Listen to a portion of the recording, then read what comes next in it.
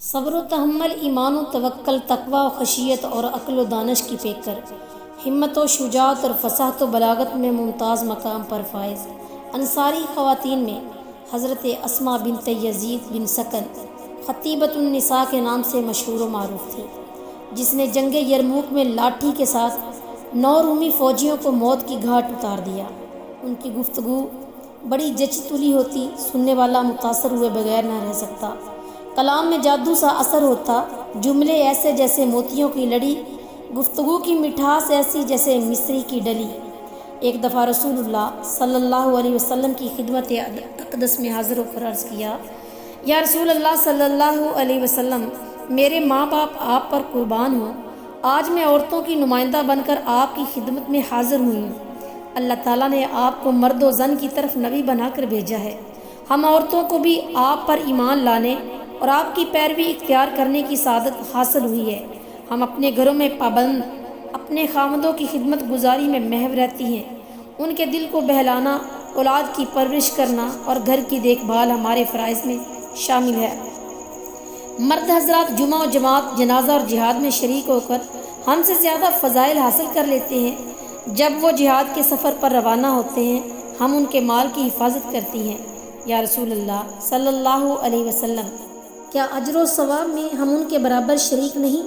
اس انداز گفتگو سے متاثر ہو کر رسول اقدس صلی اللہ علیہ وسلم نے صحابہ اکرام رضوان اللہ علیہم اجمعین کی طرف دیکھا اور مسکراتے ہوئے ارشاد فرمایا، کیا تم نے آج سے پہلے دین کے بارے میں اس خاتون سے بہتر سوال کرتے ہوئے کسی کو سنا ہے؟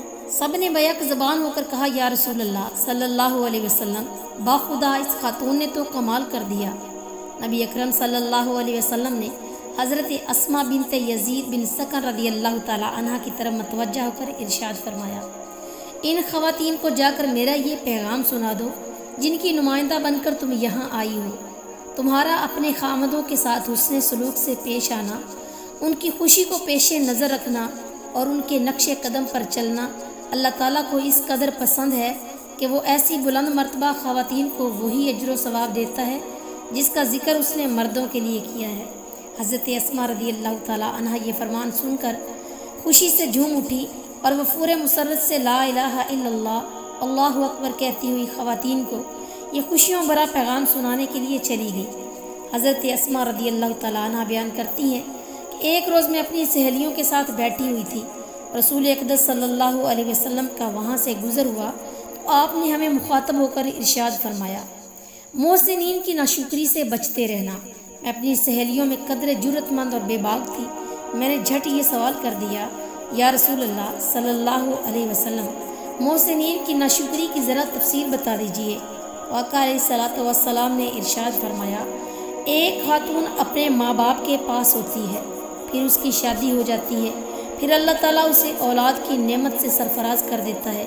کبھی کبھار وہ خاتون ناراض ہو کر اپنے خاوند کو یہ کہتی ہے کہ میں نے تو تیرے گھر میں کبھی سکھ دیکھا ہی نہیں۔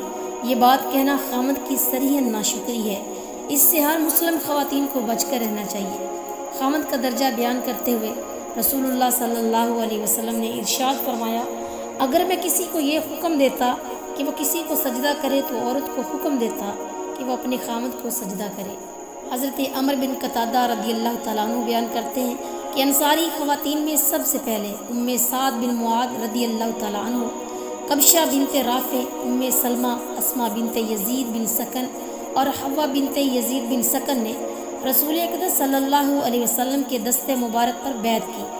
حضرت اسماء رضی اللہ تعالیٰ عنہ اکثر و بیشتر اس اعزاز پر فخر کا اظہار کیا کرتی تھی، کیونکہ رسول اقدس صلی اللہ علیہ وسلم کے دست مبارک پر بیعت کرنا کوئی معمولی نوعیت کا مقام نہیں، یہ ایسا بلند مرتبہ ہے جو بڑے نصیب والے کو ملتا ہے۔ جسے یہ مقام میسر آ جائے وہ بھلا اس پر ناز کیوں نہ کرے، وہ جتنا بھی اس پر فخر کرے اسے اس کا حق پہنچتا ہے۔ حضرت اسماء رضی اللہ تعالیٰ عنہ بیان کرتی ہیں کہ حضرت عائشہ صدیقہ رضی اللہ تعالیٰ عنہ کا شادی کے موقع پر میں نے بناؤ سنگار کیا۔ جب رسول اللہ صلی اللہ علیہ وسلم تشریف لائے تو میں نے ان کی خدمت میں دودھ کا گلاس پیش کیا۔ آقا علیہ الصلوۃ والسلام نے تھوڑا سا دودھ پینے کے بعد گلاس عائشہ صدیقہ رضی اللہ تعالیٰ عنہ کی طرف بڑھا دیا تو حضرت عائشہ نے شرمیلے انداز میں سر کو جھکا لیا تو میں نے ذرا تنک کر کہا، نبی اقدس صلی اللہ علیہ وسلم کے دستے مبارک سے دودھ کا گلاس پکڑ لو، یہ سنہری موقع روز روز نہیں آئے گا۔ حضرت عائشہ صدیقہ رضی اللہ تعالیٰ عنہ فرماتی ہیں کہ میں نے شرماتے ہوئے لرزتے ہوئے ہاتھوں سے گلاس پکڑا اور دودھ پینا شروع کر دیا۔ رسول اقدس صلی اللہ علیہ وسلم نے مسکراتے ہوئے ارشاد فرمایا، اپنی سہیلی کو بھی کچھ دودھ دے دو، یہ دیگر خواتین بھی موجود ہیں، انہیں بھی دودھ پیش کرو۔ خواتین نے ہنستے ہوئے بیک زبان ہو کر کہا، نہ ہمیں دودھ پینے کی آرزو نہیں۔ تو آقا علیہ الصلوۃ والسلام نے فرمایا، دیکھنا بھوک اور جھوٹ کو اکٹھا نہ کرنا۔ حضرت ام سلمہ رضی اللہ تعالیٰ عنہ بیان کرتی ہیں کہ ایک روز رسول اقدس صلی اللہ علیہ وسلم مغرب کے وقت ہمارے گھر تشریف لائے۔ ہمارے گھر کے صحن میں بنی ہوئی مسجد میں مغرب کی نماز ادا کی۔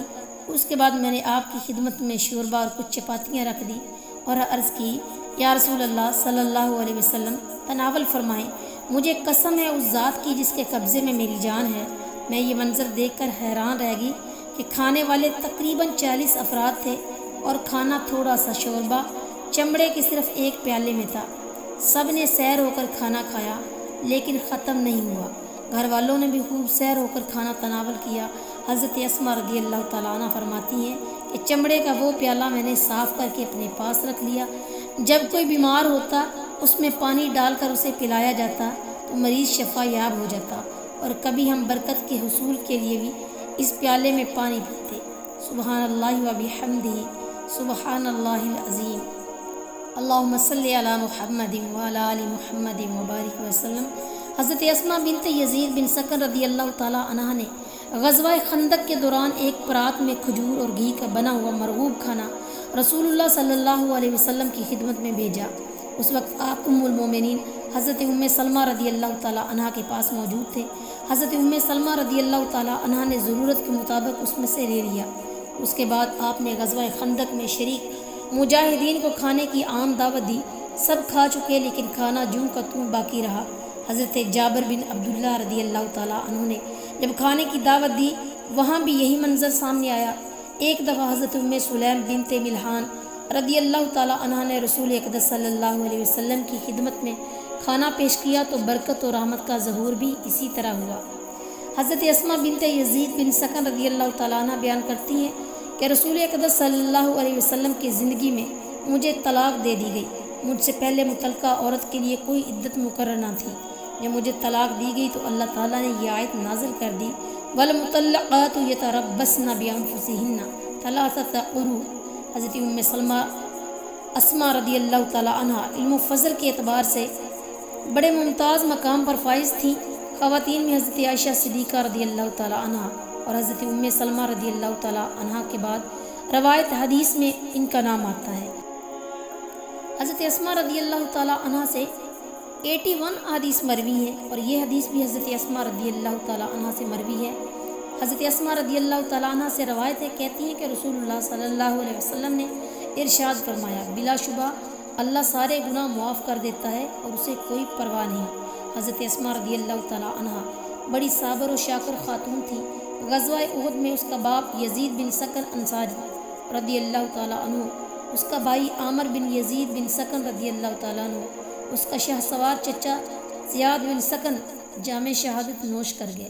جب اسے ان کی شہادت کے بارے میں بتایا گیا تو اس نے پوچھا، سرور عالم صلی اللہ علیہ وسلم کس حال میں ہے؟ جب اس نے بذات خود آقا علیہ الصلوۃ والسلام کو تشریف لاتے ہوئے دیکھا تو اللہ کا شکر ادا کیا اور فرمانے لگی، آپ کے ہوتے ہوئے سب آسان اور معمولی ہیں۔ حضرت اسماء بنت سکن رضی اللہ تعالیٰ عنہ نے غزوہ خندق میں رسول اللہ صلی اللہ علیہ وسلم کی خدمت میں کھانا پیش کیا جس میں اس قدر برکت ڈال دی گئی کہ وہ نبی اقدس صلی اللہ علیہ وسلم کا معجزہ بن گیا۔ صلح حدیبیہ میں شرکت کا اعزاز حاصل کیا، بیعت رضوان میں مشارکت کا افتخار حاصل کیا، غزوہ خیبر میں شریک ہوئیں، جنگ یرموک میں اپنی لاٹھی سے 9 رومی فوجیوں کو موت کی گھاٹ اتار دیا۔ حضرت اسماء رضی اللہ تعالیٰ عنہ نے بڑی لمبی عمر پائی، دمشق میں رہائش اختیار کر لی، وہیں دائی اجل کو لبیک کہا، دمشق باب صغیر کے پاس دفن کیا گیا۔ غزوہ احد میں بنو عبد الاشل کے لیے لسان رسالت سے جنت کی بشارت ملی، ان میں حضرت اسماء رضی اللہ تعالیٰ عنہ کا والد بھی تھا۔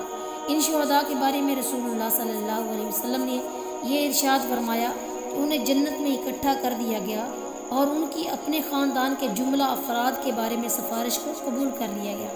اس اعتبار سے حضرت اسماء بنت یزید بن سکن رضی اللہ تعالیٰ عنہا بھی جنت کی بشارت پانے والوں میں شمار ہوتی ہیں۔ لمبی عمر پا کر یزید بن معاویہ کے دور حکومت میں وفات پائی اور دمشق میں دفن کیا گیا۔ اللہ ان سے راضی اور یہ اپنے اللہ سے راضی۔